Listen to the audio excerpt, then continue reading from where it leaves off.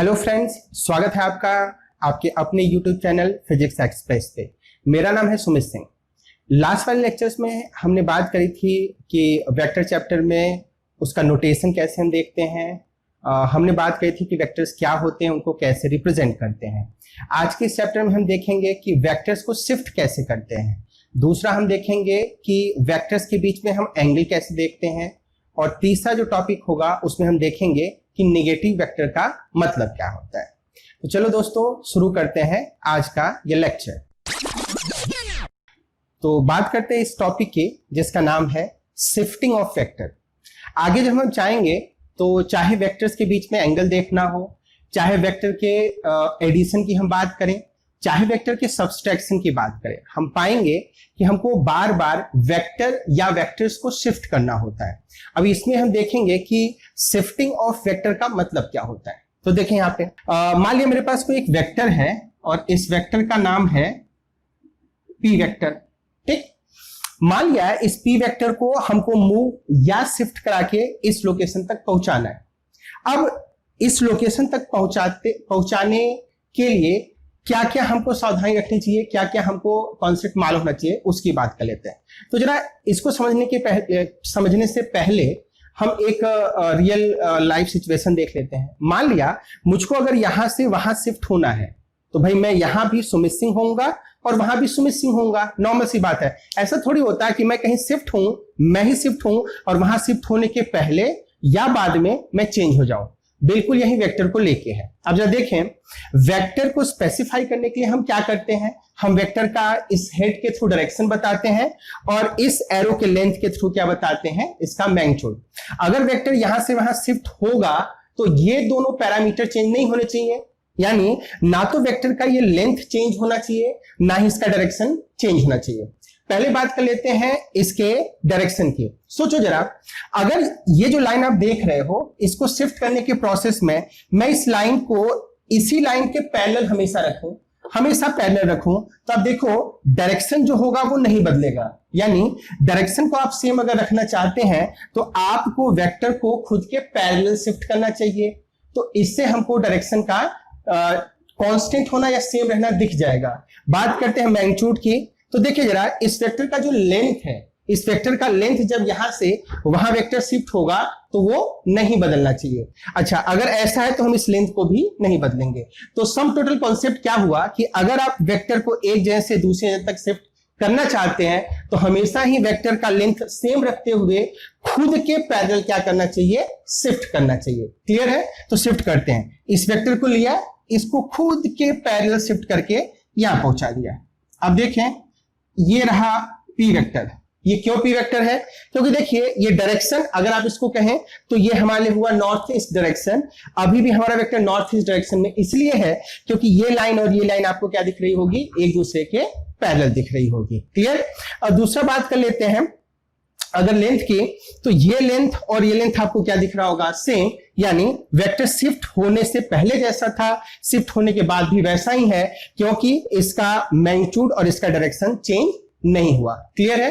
तो इसका मतलब ये कॉन्सेप्ट हम हमेशा यूज करेंगे कि जब भी किसी वेक्टर को एक जगह से दूसरे जगह तक शिफ्ट करेंगे तो हम हमेशा ही उस वेक्टर को खुद के पैरेलल शिफ्ट करेंगे और उसका लेंथ हमेशा क्या रखेंगे, सेम रखेंगे। क्लियर दोस्तों? ओके। ये जो शिफ्टिंग है जरूरी नहीं कि आप यहीं पे करें। आप जैसे मान लिया बोर्ड के बाहर आप इस वेक्टर को शिफ्ट करना चाहते हैं तो देखिए इस वेक्टर को खुद के पैरेलल इसका लेंथ सेम रखते हुए मैं खुद के पैरेलल शिफ्ट कर दूंगा और आप देखिए ना तो डायरेक्शन चेंज हुआ ना तो मैग्नीट्यूड चेंज हुआ। क्लियर? ओके। तो इस तरीके से हम शिफ्टिंग ऑफ वेक्टर को देख पाते हैं। ओके, तो आगे फ्रेंड्स बात करते हैं एंगल बिटवीन द वेक्टर्स की। देखेंगे हमको हमेशा जरूरत पड़ेगी, चाहे वेक्टर को ऐड करना हो, चाहे वेक्टर को मल्टीप्लाई करना हो, चाहे वेक्टर को सब्सट्रैक्ट करना हो, तो वेक्टर के साथ साथ आपको जिन दो वेक्टर के ऊपर ये ऑपरेशन करने हैं उनमें उनके बीच का डायरेक्शन हमको हमेशा मालूम होना चाहिए।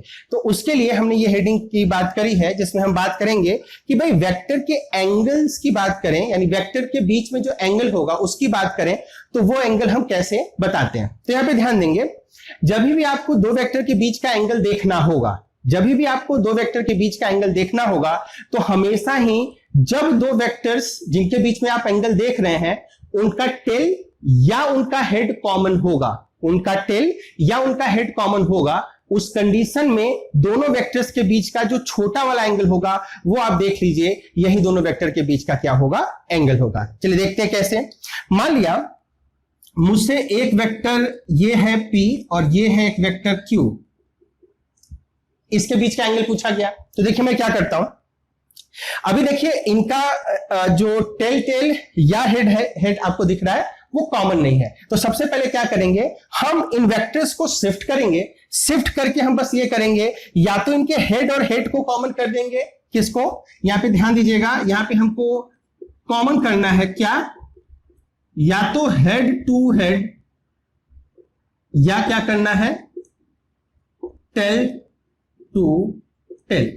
तो या तो आप हेड टू हेड कॉमन करिए या तो टेल टू टेल कॉमन करिए, और ऐसा करने के बाद जो स्मॉलर एंगल होगा, स्मॉलर एंगल बिटवीन वेक्टर्स, वही बता देना है, वही हो जाएगा एंगल बिटवीन द वेक्टर्स। तो चलिए देखते हैं यहां पे कैसे होगा।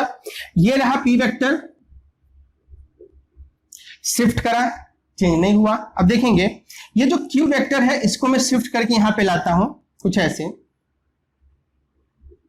इस तरीके से। अब आप जरा देखें, एक वेक्टर ये रहा, एक वेक्टर ये रहा, इनका टेल कॉमन है, और ऐसा करने के बाद अब जरा देखिए यहाँ पे दो एंगल है। एक यहाँ पे अगर एंगल ये देखें, ये वाला, तो ये वाला एंगल है अल्फा, और अगर ये दूसरा वाला एंगल देखें, ये वाला, तो ये हो जाएगा 360 डिग्री माइनस अल्फा। तो आप देखिए अल्फा और 360 माइनस अल्फा में, चूंकि alpha smaller angle between the vector है, तो इसी अल्फा को ही हम देखते हैं कि यही छोटा एंगल है और यही वेक्टर P और Q के बीच का क्या हुआ, एंगल। तो ये अल्फा क्या हुआ, angle between vector P and vector Q। Clear है बेटा। तो यहां पे हमेशा ध्यान देना है, दो वेक्टर का या तो टेल कॉमन करना है या तो उनका हेड कॉमन करना है।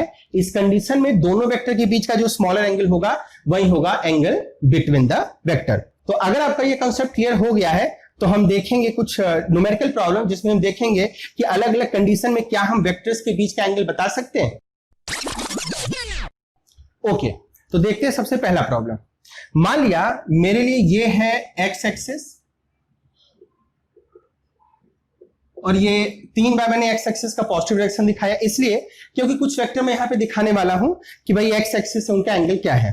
देखें, सबसे पहले आपको दिया है एक वेक्टर जिसका नाम है ए वेक्टर, और ये एंगल दिया हुआ है 30 डिग्री। क्लियर। अच्छा, एक्स एक्सिस की पॉजिटिव डायरेक्शन से ये वेक्टर है बी, और ये एंगल बना देता है सपोज दैट 30, और मान लिया कि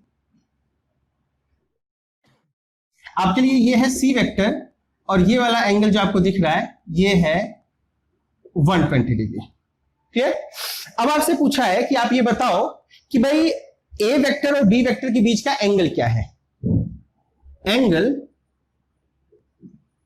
between vector A and vector B. Clear है। अब आप देखिए क्या करते हैं, यही मान लिया बी वाला फिगर हम ले लेते हैं जो बीच वाला है, इसमें हम क्या करते हैं, ए को वहीं पे शिफ्ट करा देते हैं। देखिए खुद के पैरेलल यहां पे शिफ्ट कराया, इसको मैं दूसरे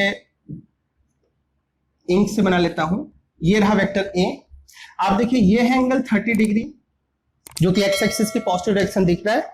अब देखिए इनका टेल कॉमन है, तो ये तो एंगल हुआ 30 प्लस 30 60, और ये हुआ 360 माइनस 60 यानी 300। तो छोटा एंगल कौन सा हुआ, 60 डिग्री। तो इसका आंसर क्या आया, इसका आंसर आया 60 डिग्री, यानी वेक्टर ए और वेक्टर बी के बीच का एंगल कितना हुआ, 60 डिग्री। ऐसे ही अब देखिए अगर हमसे वेक्टर ए और वेक्टर सी के बीच का एंगल पूछ दिया जाए तो क्या करेंगे, तो बात करते हैं। देखिए मैं ए वेक्टर को ले जाता हूं यहां पे ए वेक्टर, ये एंगल कितना, 30 डिग्री। अब देखिए ऐसे कंडीशन में अभी हमारे लिए सी वेक्टर और ए वेक्टर का ना तो हेड हेड कॉमन है ना तो टेल टेल कॉमन है। तो मैं क्या करता हूं, सी को खुद के पैरेलल शिफ्ट करा देता हूं कुछ ऐसे। देखिए सी शिफ्ट होने के बाद नए कंडीशन में आपको ऐसा दिखेगा। अब जरा देखें ये एंगल हमारे लिए 120 है, ये टोटल एक स्ट्रेट लाइन होने के कारण एंगल कितना हुआ 180। तो 180 में से 120 चला जाएगा तो कितना बचेगा 60 डिग्री। क्लियर।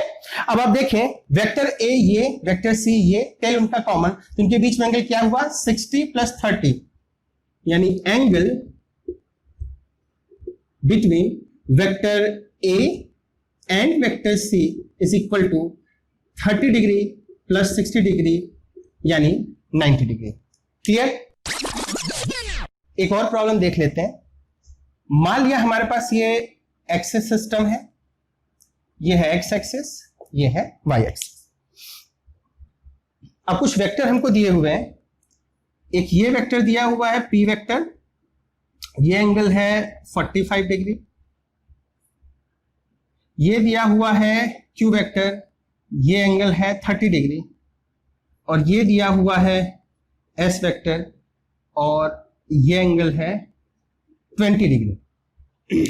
अब मुझसे क्वेश्चन पूछा गया कि आप बताओ P और S वेक्टर के बीच का एंगल क्या होगा। Angle between vector P and vector S। अगर ये मुझसे पूछ दिया जाए तो कैसे बन रहा है बताएंगे, यहां पे जा देखें। देखिए डियर, यहां पे ये P वेक्टर और S वेक्टर का आप क्या कॉमन देख रहे हैं, हेड। तो हेड कॉमन है। अगर ऐसा हुआ तो इनके बीच का जरा स्मॉलर एंगल देखिए, देखें ये है वेक्टर P, ये है S, और ये एंगल जरा ध्यान से देखें, ये हुआ इन दोनों के बीच में स्मॉलर एंगल, और उस एंगल को हम सॉल्व कर ले तो यही होगा angle between vector P and vector S। अब देखें ये है 20, इतना एंगल तो हुआ 90, और ये है 45, तो क्या होगा एंगल, एंगल होगा 20 प्लस 45 प्लस 90, तो कितना हो जाएगा 155 डिग्री। क्लियर? तो ये हो गया angle between vector P and vector S। अब मान लिया हमसे वेक्टर के बीच में एंगल पूछा गया, मान लो Q और P के, तो देखें इनका ऑलरेडी हेड और हेड कॉमन है, ये 45 हुआ तो ये भी 45 डिग्री हुआ, और अगर ऐसा हुआ तो इनके बीच में एंगल क्या हुआ 45 प्लस 30, यानी angle between vector P and second vector is vector Q, इनके बीच का एंगल 30 प्लस 45, तो ये कितना हुआ 75 डिग्री। क्लियर? तो इस तरीके से हम कभी भी दो वेक्टर के बीच में एंगल पूछा जाए तो बड़े आराम से बता देंगे। ओके, आगे देखते हैं नेगेटिव ऑफ एनी वेक्टर। अगर किसी वेक्टर के आगे नेगेटिव साइन लगा दें तो क्या फर्क पड़ता है, उसको देखते हैं। तो मान लेते हैं कि मेरे पास एक वेक्टर है, इस वेक्टर का नाम है एस वेक्टर। क्लियर? अच्छा, इस वेक्टर की बात करें, अगर आपको ये वेक्टर दिया है, इसका मतलब इसका मैग्नीट्यूड दिया है जो कि आपको इसके लेंथ से दिख रहा होगा, और इसका डायरेक्शन दिया है जो कि आपको इसके हेड से दिख रहा होगा। ये अगर डायरेक्शन देखें तो इस तरफ हुआ, अगर इसको बताएं तो ये नॉर्थ ईस्ट डायरेक्शन बोला जाएगा। अब देखें तब क्या होगा जब मैं इसके सामने एक नेगेटिव साइन लगा दूंगा, तो हो जाएगा ये एक वेक्टर का नेगेटिव। तो उस केस में बेटा याद करें, हमने जो पीछे लेक्चर में डायरेक्शन वाला जो लेक्चर था उसमें बात करी थी साइन कन्वेंशन की। आपको याद होगा कि जब हम कोई वेक्टर एक्स एक्सिस के लॉन्ग देखते थे तो जो पॉजिटिव डायरेक्शन में होता था उसके आगे प्लस लगाते थे, लेकिन जो उसके अपोजिट डायरेक्शन में होता था तो नेगेटिव लगाते थे। इसका मतलब क्लियर बहुत ही कॉन्सेप्ट होना चाहिए यहाँ पे कि जैसे ही नेगेटिव लगता है वेक्टर का डायरेक्शन 180 से पलट जाता है। मान लो कि कोई वेलोसिटी है, ये है एक्स एक्सिस के पॉजिटिव डायरेक्शन में तो ये प्लस लिखेंगे, और अगर माइनस वेलोसिटी होती तो वो होते इस तरफ, तो माइनस लगने से क्या हुआ 180 डिग्री हमारा वेक्टर टर्न कर गया। बस वही यहाँ पे कॉन्सेप्ट है। इसका मतलब ये हुआ कि अगर मैं इस वेक्टर के आगे नेगेटिव लगा दूं तो क्या चेंज हो जाएगा, केवल डायरेक्शन चेंज हो जाएगा, कुछ ऐसे माइनस एस वेक्टर। तो वेक्टर के आगे अगर नेगेटिव साइन लगाए तो क्या चेंज हुआ, उसका डायरेक्शन कितने से शिफ्ट हो गया 180 डिग्री से शिफ्ट हो गया।